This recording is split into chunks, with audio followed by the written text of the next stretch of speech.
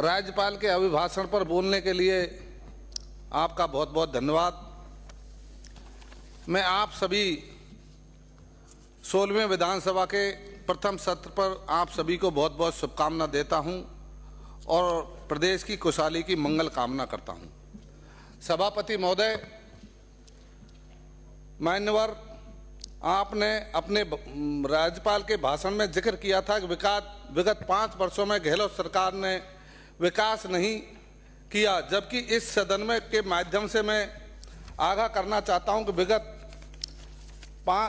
आर्थिक विषम परिस्थितियों में कोरोना जैसी वैश्विक महामारी से जूझने के बावजूद राज्य आर्थिक विकास की दर 11.4 के साथ समस्त देश में दूसरे स्थान पर राजस्थान रहा। माननीय सभापति महोदय, आप आज़ादी के अमृत महोत्सव की बात करते हैं, परंतु हमारे देश में हमारे आदिवासियों की बहन बेटियों से मणिपुर राज्य में जिस तरह के बलात्कार और जिस तरह की घटनाएं हुई, वो इस देश को शर्मसार करने वाली बात थी। माननीय सभापति महोदय, प्रधानमंत्री जी उन पीड़ितों से न तो मिलने गए और न उनकी कोई खैर खबर ली। आज इस देश में जिस तरह का आदिवासियों से जिस तरह की व्यवहार हो रहा है, ये एक बहुत दुर्भाग्यपूर्ण है। सभापति महोदय, जिस तरह से कर्मचारियों की जो योजनाएं हैं और कर्मचारियों की जो हमने जीपीएस नंबर जारी किया था, उसको भी आपने कर्मचारियों के स्वास्थ्य आरजीएचएस की सुविधा जो प्रदान की जा रही थी, वो भी सरकार ने आते हुए उसको बंद कर दिया। मैं आपके माध्यम से निवेदन करना चाहता हूं सरकार से कि आने वाले समय में आप राज्य को आर्थिक कुप्रबंधन की ओर ले जा रहे हैं और देश में 2014 में पूरे भारत पर, पूरे देश में 55 लाख करोड़ का कर्जा था। आज 2023 आते आते कुल राज्य में 205 लाख करोड़ का कर्जा इस देश पर हो गया है। सभापति महोदय, आपने जिस तरह से डबल इंजन की सरकार की आप बखान करते हैं, आज डबल इंजन की सरकार 1 महीने तक मंत्रिमंडल नहीं बना सकी, नए मंत्रियों को विभाग दे चुकी। आज स्थिति ये हो रही है कि हमारे पंचायत राज विभाग और ग्रामीण विभाग को आपने अलग अलग कर दिया है। न तो पंचायत राज मंत्री काम कर सकते हैं, न ग्रामीण विकास मंत्री काम कर रहे हैं। जिस तरह से माननीय किरोड़ी लाल जी से बात करते हैं, उनको पंचायत राज मंत्री के बजाय ग्रामीण विकास मंत्रालय दिया है और ग्रामीण विकास मंत्रालय की वो मीटिंग लेते हैं तो पंचायत राज मंत्री उसको कैंसिल कर देते हैं। तो ऐसी स्थिति में पर्ची जहां दिल्ली से आई तो उनको ये ध्यान तो रखना चाहिए था कि भाई ये डिपार्टमेंट एक ही है, इसको आपने 2 जगह डिवाइड कर दिया, न वो काम कर पा रहे हैं न वो काम कर पा रहे हैं। ऐसी स्थिति में इस प्रदेश को आप पूरी तरह से दोबारा पर्ची मंगाकर इन मंत्रियों को विभाग सौंपे जाएं और जो हालात इस प्रदेश में पैदा आप करने जा रहे हैं, इससे स्थिति ज़्यादा अच्छी नहीं रहेगी। माननीय सभापति महोदय, आज मैं आपके माध्यम से निवेदन करना चाहता हूं कि राज्य में जन आक्रोश की जो स्थिति पैदा हो रही है, 1 महीने से आप देख रहे हैं किसानों को बिजली नहीं मिल पा रही है। हमारी सरकार में 6 घंटे किसानों को दिन में बिजली मिलती थी। आज स्थिति ये हो गई है कि रात को आप 3-3 घंटे या 2-2 घंटे बिजली दे रहे हैं और वो 2 घंटे बिजली भी बार-बार ट्रिप हो रही है और किसान वहाँ ट्रिप होने के बावजूद वो सर्दी में वहाँ पड़ा रहता है और उसको बिजली नहीं मिलने के कारण आज हालात प्रदेश के बहुत ज़्यादा खराब हो रहे हैं। मेरे विधानसभा क्षेत्र में अभी परसों एक किसान की मृत्यु इस कारण हुई कि उसके बिजली ट्रिप हो गई, वो रात को वहीं सो गया और उसको सर्दी लगने से वो 38 साल की उम्र में ही खत्म हो गया।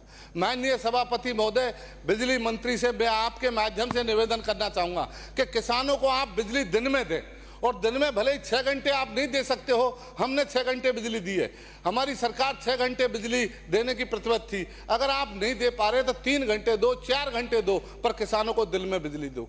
आज जिस तरह की स्थिति बिजली की पैदा कर दी है, पूरे किसानों में भारी आक्रोश है। क्या आपकी सरकार किसान विरोधी है? अगर इस तरह बिजली आप नहीं दे पा रहे हैं, मेरे विधानसभा क्षेत्र, मेरे जिले में कहीं भी आप दिन में बिजली इस महीने में नहीं दे पाए हैं, तो मेरा आपसे निवेदन है, बिजली के मामले में जहां तक पानी की आप जल जीवन मिशन की बात कर रहे हैं, पहले हमने जो इंदिरा सिंचाई परियोजना थी, लिफ्ट परियोजना थी, उसको हमने पूरा काम करने का किया। आज 1 महीने से वो काम बंद हो रहा है। चंबल में जो नादोती, सवाई माधोपुर और गंगापुर पेयजल योजना थी, उसके 6 पंप खराब है और 6 पंप 1 महीने से खराब है। अभी मंत्री जी कह रहे थे आज 295 के जवाब पे प्रश्नकाल में कि 2 पंप खराब है। 2 नहीं, 8 पंप खराब है। 8 में से 2 को आपने 1 करोड़ रुपए देके दोबारा चालू करने की कोशिश की, वो आज तक चालू नहीं हो पा रहा है कि लोगों को पानी नहीं मिल पा रहा है। तो इस तरह से अगर आप सरकार को, आपके माध्यम से निवेदन करना चाहूँगा कि सरकार इन बातों पर ध्यान दे और पानी, बिजली, चिकित्सा जैसी सुविधाओं पर अगर ध्यान नहीं देंगे तो आने वाले समय में जनता में भारी रोष आपके खिलाफ पैदा होने वाला है।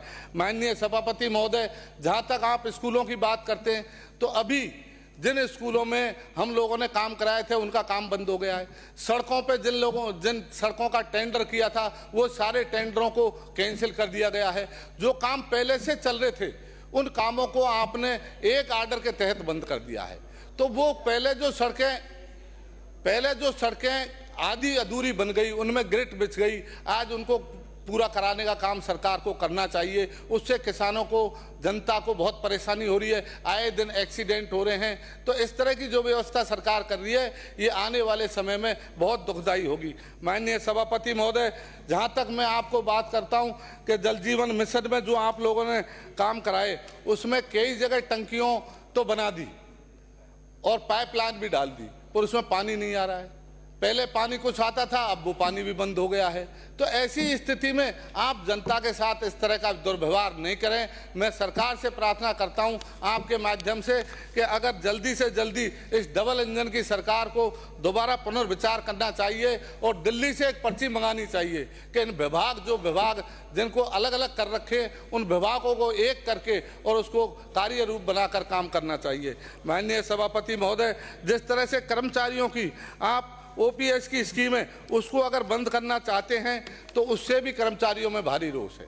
आज जगह जगह हमारे राजीव गांधी युवा मित्र है, वो 5000 कर्मचारी स्ट्राइक पर बैठे हैं, अपने मेडिकल के कर्मचारी स्ट्राइक पर बैठे हैं, तो उनकी भी सरकार को सुनना चाहिए। ऐसी स्थिति में आपने जो सरकार ने जो पर्ची, मुख्यमंत्री जी जो लॉटरी मुख्यमंत्री हैं, उनको भी ये सोचना चाहिए कि हमारे विधानसभा में सदस्यों की क्या क्या वो है पीड़ा, उसको सुनने का काम करेंगे।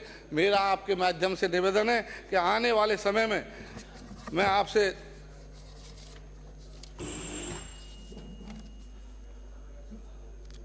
जहाँ तक हैरत की बात है कि मान्यवर दुराचारी मध्य प्रदेश विधानसभा में तत्पश्चात बीजेपी के प्रचार करने वाले 3 लोग, कुणाल पांडे संयोजक बीजेपी के सेल वाराणसी महानगर, सक्षम पटेल संयोजक बीजेपी सेल वाराणसी महानगर और आनंद उर्फ अभिषेक चौहान कार्य समिति बीजेपी के सेल वाराणसी, इन लोगों ने मतलब भारतीय जनता पार्टी का प्रचार किया और इन लोगों ने किस तरह के आदिवासियों के खिलाफ जो काम किए हैं, ये एक बहुत निंदनीय बात है। मैं आपके माध्यम से पुनः इन जो आदिवासियों के खिलाफ जो काम करने वाले लोग हैं उनके खिलाफ सरकार को ध्यान देना चाहिए। आपने मुझे समय दिया, इसके लिए बहुत बहुत धन्यवाद।